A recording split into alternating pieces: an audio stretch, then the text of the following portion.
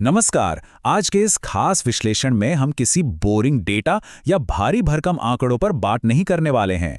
इसके बजाय हम एक ऐसी कहानी पर चर्चा करेंगे जो सीधे हमारे और आपके जीवन से जुड़ी है।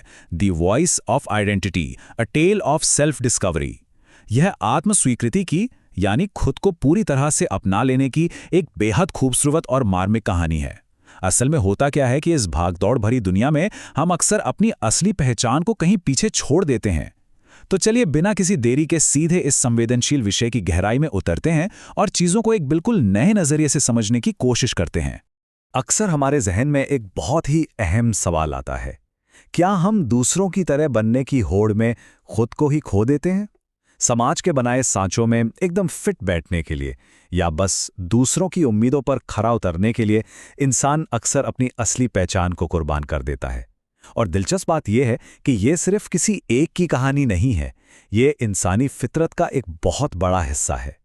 यही वो सवाल है जो आज की हमारी इस कहानी के बिल्कुल केंद्र में है। ये कहानी है आर्यन नाम के एक छोटे लेकिन बहुत ही संवेदनशील पक्षी की। एक ऐसा पक्षी जो बस अपनी पहचान की तलाश में भटक रहा था। तो चलिए शुरू करते हैं पहले हिस्से से, आर्यन की गहरी खामोशी। जरा कल्पना कीजिए एक ऐसे विशाल और हरे भरे जंगल की जहां हर तरफ बस संगीत ही संगीत गूंजता हो। हर सुबह जैसे ही सूरज की पहली किरण पेड़ों पर पड़ती, पूरा जंगल एक जादुई फॉरेस्ट सिम्फनी में बदल जाता। कुछ पक्षियों की आवाजें चांदी की घंटी जैसी एकदम साफ थीं। कुछ इतने ऊंचे और सुरीले सुर लगाते कि मानो आसमान को छू लेंगे, और कुछ की धीमी लयबद्ध आवाजें सीधे दिल को सुकून देती थीं। लेकिन इस शानदार परफेक्शन के बीच हमारा आर्यन, वो हमेशा खामोश रहता था। उसे अपनी आवाज इतनी मामूली लगती थी कि वो उन बेहतरीन गायकों के साथ सुर मिलाने से हमेशा डरता था। उसे लगता था कि उसकी आवाज में वो बात ही नहीं है। और फिर एक दिन कुछ ऐसा हुआ जिसने आर्यन को अंदर तक तोड़ दिया। बहुत हिम्मत जुटाकर जब उसने आखिरकार कुछ गुनगुनाने की कोशिश की तो पास बैठे एक पक्षी ने मजाक उड़ाते हुए कहा, हे, ऐसी आवाज भला कौन सुनना चाहेगा? सच कहूं तो ये महज एक वाक्य नहीं था, ये एक ऐसा तीर था जो सीधे आर्यन के दिल के पार हो गया। उस दर्दनाक पल के बाद आर्यन ने एक बहुत कड़ा फैसला लिया। उसने तय कर लिया कि वो अब कभी अपना मुंह नहीं खोलेगा, एकदम खामोश। अब आते हैं कहानी के दूसरे पड़ाव पर, नकल करने का संघर्ष। एक लंबी और घुटन भरी खामोशी के बाद आर्यन ने एक नया रास्ता चुना। उसने सोचा कि अगर मेरी आवाज अच्छी नहीं है तो क्या हुआ, मैं जंगल की सबसे बेहतरीन आवाजों की नकल करूंगा। लेकिन यह नया सफर बहुत ही थका देने वाला था। एक तरफ थी उसकी अपनी प्राकृतिक आवाज, धीमी, शायद थोड़ी कच्ची, लेकिन पूरी तरह से अनूठी। और दूसरी तरफ थी वो कॉपी की गई आवाज जो एकदम जबरदस्ती गले से निकाली जा रही थी। आर्यन सुबह से शाम तक उन आवाजों की नकल करता जिनकी सब तारीफ करते थे, लेकिन चाहे वो कितनी भी कोशिश कर ले, दूसरों की नकल करना हमेशा नकली ही लगता है ना? ये चीज उसे मानसिक रूप से पूरी तरह खोखला कर रही थी। और यहीं से कहानी मुड़ती है हमारे तीसरे हिस्से की तरफ, शांत झील पर मिली सीख। दूसरों की नकल करते करते जब आर्यन पूरी तरह हार मान बैठा तो उसने उस शोरगुल वाले जंगल से दूर जाने का फैसला किया। वो उड़ता रहा और आखिरकार एक बेहद शांत झील के पास पहुंचा। ये सफर उसके लिए एक टर्निंग पॉइंट था। शोर शराबे से दूर उस झील के सुकून ने उसके घावों पर मरहम का काम किया। और सबसे अहम बात, वहां उसकी मुलाकात एक ऐसे पक्षी से हुई जो एकदम अलग था। उस पक्षी का गीत अजीब था, बेतरतीब था, लेकिन उसमें एक बेतहाशा सुकून और कशिश थी। आर्यन ने ऐसा कुछ पहले कभी नहीं सुना था। आर्यन से रहा नहीं गया।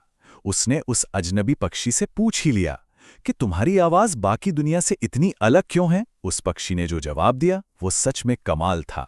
उसने कहा, क्योंकि मैंने कभी किसी और की तरह बनने की कोशिश ही नहीं की। सोचिए, बस एक छोटा सा वाक्य, लेकिन इस एक वाक्य ने आर्यन के अंदर के सारे भ्रम तोड़ दिए। उसे एकदम से समझ आ गया कि वो इतने दिनों से कहाँ गलत था। झील के उस पक्षी की ये बात असल में जीवन का एक बहुत बड़ा फलसफा है। पहली बात, हमारी खासियतें या हमारी आवाजें किसी से मुकाबला करने के लिए नहीं बनी हैं। ये कोई रेस नहीं है। और दूसरी बात, हमारी आवाज सिर्फ इस बात की अभिव्यक्ति है कि हम असल में हैं कौन, हमारा वजूद क्या है। सच्ची अभिव्यक्ति कभी कोई प्रतियोगिता नहीं होती, वो तो बस खुद को बिना किसी डर के दुनिया के सामने रखने का नाम है। और यहीं से शुरू होता है हमारा चौथा और सबसे अहम हिस्सा, असली पहचान का महत्व।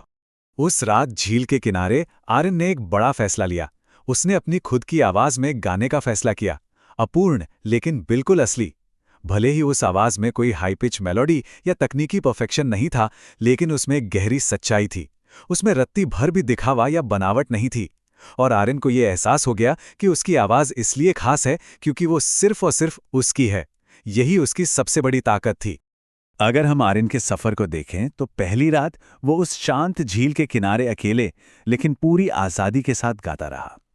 अगली सुबह वो एक नई ऊर्जा के साथ उसी पुराने जंगल में वापस लौटा और बिना किसी की परवाह किए अपना गीत गाया। और पता है कुछ हफ्तों बाद क्या हुआ?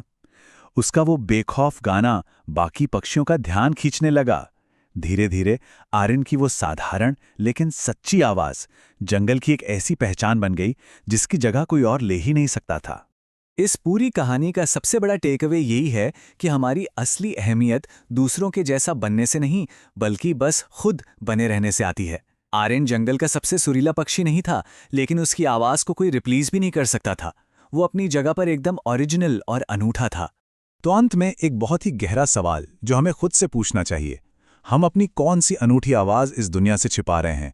क्या हम भी किसी और की नकल करने के बोझ तले अपनी असली पहचान को दबा रहे हैं? इस पर जरूर गौर कीजिएगा। उम्मीद है कि आत्म पहचान का ये विश्लेषण आपको पसंद आया होगा। अगर इस प्रस्तुति ने आपको थोड़ा भी सोचने पर मजबूर किया है तो कृपया इस वीडियो को लाइक करें और हमारे चैनल को सब्सक्राइब करें ताकि आगे भी ऐसे ही अर्थपूर्ण विश्लेषण आप तक पहुंचते रहें। अपनी असली आवाज को कभी मत छिपने दीजिए। धन्यवाद।